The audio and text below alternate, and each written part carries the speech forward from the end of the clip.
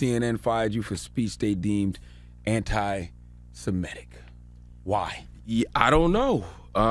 They still haven't told me that. They never told me it was anti-Semitic, and it wasn't anti-Semitic. Well, for people that don't know, what did you say that allegedly got you fired? We're gonna play the clip, too. We have an opportunity to not just offer solidarity in words, but to commit to political action, local action, and international action that will give us what justice requires, and that is a free Palestine from the river to the sea.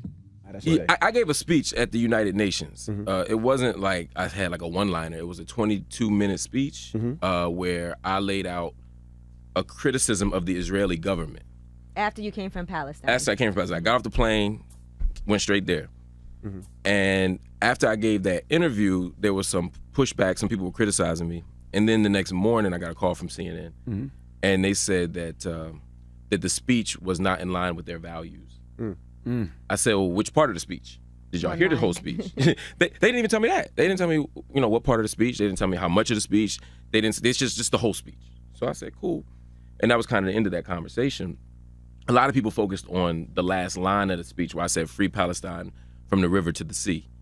There comes a point in your life and in your work where you have to take a principled stand, and some people aren't going to agree with you. Right. I stand with a firm critique of Israel. I stand in solidarity with Palestinian people, and I also stand against anti-Semitism. Those aren't competing claims. You know what I mean? You can love Jewish people and say that Jewish lives are not worth more than Palestinian lives, that Israeli lives are not worth more than Palestinian lives. And I can say also that everybody who criticizes Israel doesn't hate Jews, and I would hope that most don't. It's interesting because a lot of criticism will come from people who don't really know what's going on and have never been there. Right.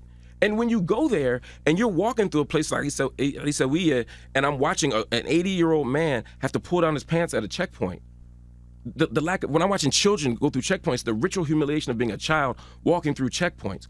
When I'm watching women have to go through forests and bushes to go around checkpoints, 80 and 90-year-old women to sell vegetables in East Jerusalem, and then they get fined and they lose all their money. When I'm watching children getting beaten with nightsticks, when I'm watching stop and frisk on Via Dolorosa, the very walkway where Jesus occupied the 7 stations of the cross, when I'm watching that happen, and I'm also watching children being stopped and frisked, which is outside the tradition of any religion.